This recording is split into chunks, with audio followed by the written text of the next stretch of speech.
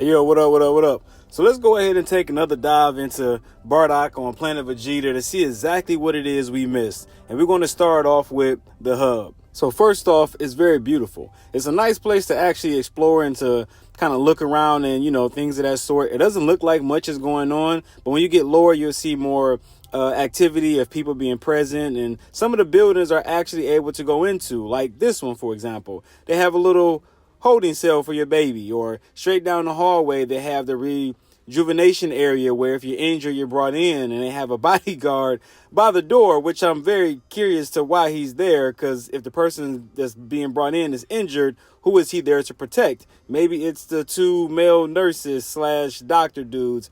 I really couldn't tell you why they're idly standing by with absolutely nothing to do. But I do like the fact that this room is actually accessible because it plays a major factor in the Dragon Ball story. Next, they got a elementary lunchroom full of high school students. That's exactly what it reminds me of. But the thing I do like about it when you do enter in is that you hear a lot of chatter. It's not just quiet and you're just, talking to people or reading bubbles. There's communication. So going back outside, one thing you'll notice once you drop down to the lower level in the hub is that people are very cliquish, right? Some are by themselves, some are together in mainly 3-man squads, if you will.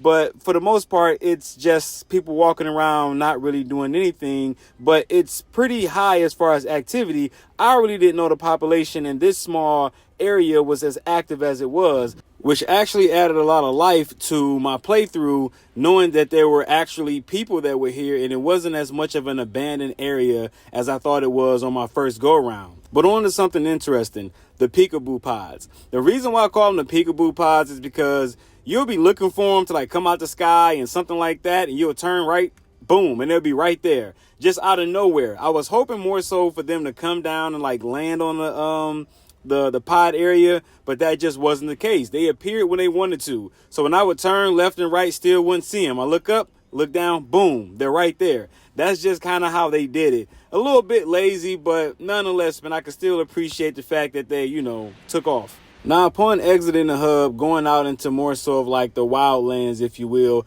things got a little bit more interesting, right? You get to do a massive exploration on a large area to cover, because there was quite a bit that was out there. So whether you're doing it on dry land or you're going through the riverbanks and checking under the water and this, that, and the other, it's pretty much basic exploration, but it was a nice area to be able to explore. And you still get to collect items, things like fruit and this, that, and the other. I actually did like that.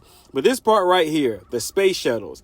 When I first played the game, I seen these things everywhere, but could not understand where they were going and where they were coming from. And if you had that same question, then I'm here for you, because I found out where they go and where they come from. So when they are going to retrieve pods from wherever they are going, it is an area that is beyond our access. So somewhere on this planet, they have a production site where they make the pods, and we can't get there because it's out of our area, right? We'll be brought back if we did exit out. So that's where they go to retrieve the pods. Now, once they get the pods and they're coming back, it's a long and slow journey, but they're actually taking them and transporting them back to the hub, right? They have a whole little process and system on how they actually operate and get this done. Now, once they come back to the hub, they put them on the assembly line. And I don't know whatever it is they do to them in there, but they put them on the line and they send them through. Once they're finished, they got a little pod shiner dude at the end who polishes them up and gets them ready for blast off.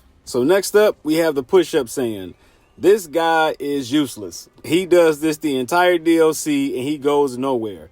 Good job on killing the grass. Now on to our next thing. While still being out in the wildlands exploring, I come across a couple of caves, right? Which has a pretty nice amount of, mineral inside to collect if it's something you want to do. And this one right here is massive. You go on the inside and who do you run into? My second favorite Saiyan, the Miner Saiyan. Why this guy's using a pickaxe, I could not tell you. It makes absolutely no sense when we have things like Key Blast. Why not just blast him and get rid of the rock instead of using the old John Henry style to break up rock? It absolutely makes no sense. But venturing farther out, I come into this place called the Saiyan Settlement. I don't know if this is like an American Indian thing between Frieza and the Saiyans, but it was very weird and awkward. But nonetheless, this was an interesting place to investigate. But I'm still not sure exactly what it is. Is it a resort or was it a village? I was kind of confused. So I drop in to investigate and find my third favorite Saiyan, the delusional Saiyan. And she's there by herself saying, "It's been a while, guys." And there is no one there. This lady is crazy. So as I continue checking things out and bend the corner, I run into No Business Saying. No one's in line. No one wants anything from here. She is by herself the entire DLC. So sad. So as I continue to look around the area, they have one space pod and some people doing an investigation. I actually thought this was pretty dope, man. It was a little bit more life to this DLC than I thought. But the main interest that I had here was this guy over here speaking about this treasure hunt, because I was interested in what he was speaking about. Now, mind you, it's been months, probably a year since I even touched this DLC. So to be able to revisit it and to find something that I missed to this magnitude, I was actually excited. Upon further communicating with him, I find out that there are ruins from the Tuffles, which is actually the planet which we're on. It used to be the Tuffles planet until the Saiyans took it over and took their technology, so on and so on. So I'm like, man, is this a hint from GT? Because Tuffle means baby, baby means GT. I'm like, let's go. Only to find out at the end that this bum says, hey, look, I wouldn't get your hopes up too high, this, that, and the other. I wanted to slap him. Extremely pissed.